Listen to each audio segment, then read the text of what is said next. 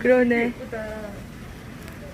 화창한 날씨에 하늘이 너무 예쁘던 날, 추석 연휴를 맞아 오랜만에 서울에 올라온 후배와 함께 북촌길을 걷다가 예쁜 꽃들이 진열되어 있는 꽃집 앞을 지나게 됐어요. 진열된 여러 가지 꽃들 중에 후배가 가장 마음에 들어한 꽃이 있는데 바로 페어리스타라는 이름을 가진 이 작은 꽃이에요.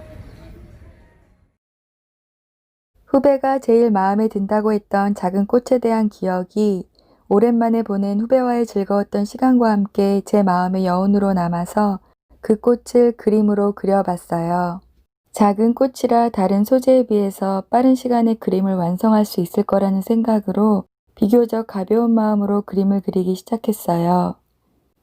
그런데 막상 스케치를 하고 색을 칠하다 보니 예상했던 것과는 달리 좀처럼 그림을 끝낼 수가 없었어요. 작아서 그리기가 더 조심스러운 데다가 작은 붓터치로 그려야 해서 진도가 잘 나가지 않았기 때문이에요. 이렇게 저는 작고 이름도 생소한 페어리스타 꽃을 그리면서 크기와 비례하지 않는 이 꽃의 가치와 존재감에 대해서 생각해 보게 됐어요. 그리고 나라는 존재의 가치와 나의 자존감에 대해서도 돌아보게 됐어요. 저는 지난해에 몸과 마음이 아파서 직장을 그만둔 이후로 후반기 인생을 준비하며 재충전의 시간을 보내고 있어요.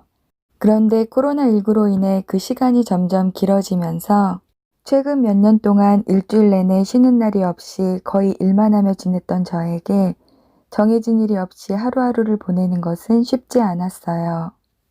주위에서는 그동안 열심히 일했으니 마음을 편하게 갖고 쉼을 누리라고 했지만 저는 그게 잘 되지를 않았어요.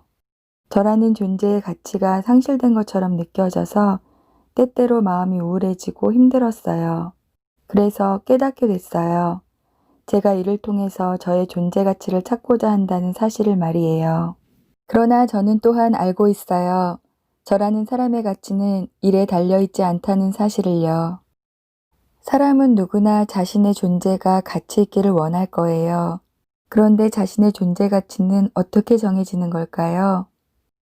뛰어난 외모, 일을 잘하고 학벌이 좋고 사회적으로 성공을 하면 가치 있는 사람이 되는 걸까요? 그런데 이런 외적인 조건들은 변하거나 상황에 따라서 그 평가의 기준이 달라질 수 있기 때문에 상대적이에요. 그러면 자기 스스로나 다른 사람들이 자신을 가치 있다고 인정하면 가치 있는 존재가 되는 걸까요? 이 또한 상대적이에요. 왜냐하면 스스로 혹은 다른 사람들이 자신을 가치 있게 인정해주지 않으면 그에 따라서 무가치한 존재가 될 테니까요. 그래서 이렇게 상황에 따라서 달라지거나 변하지 않는 자신의 참된 가치를 아는 것이 중요해요. 그리고 그러기 위해서 먼저 자신이 누구인지 알아야 해요. 저와 여러분은 모두 창조주 하나님의 형상을 따라 지음받은 존귀한 존재예요. 그리고 우리의 존재 가치를 값으로 매긴다면 우리는 모두 예수님 짤이에요. 하나님께서 우리를 구원하시기 위해 예수님의 생명을 그 값으로 지불하셨기 때문이에요. 하나님이 세상을 이처럼 사랑하사 독생자를 주셨으니 이는 그를 믿는 자마다 멸망하지 않고 영생을 얻게 하려 하심이라. 이 말씀대로 하나님은 우리를 너무나 사랑하셔서 우리에게 영원한 생명을 주시려고 독생자 예수 그리스도를 우리의 죄를 대신해서 십자가에 못 박혀 죽게 하셨어요. 그렇기 때문에 저와 여러분은 예수님의 생명의 가치만큼 존귀한 존재예요. 여러분은 자신의 가치에 대해서 어떻게 생각하고 계신가요? 예수님의 생명의 가치만큼 존귀한 존재라는 사실이 마음에 와 닿으시나요? 살다 보면 자신이 얼마나 소중하고 가치 있는 존재인지 잊고 살 때가 많아요. 또 다양한 삶의 정황들 속에서 자신을 가치 없는 존재로 느끼게 하는 상황을 만나기도 해요.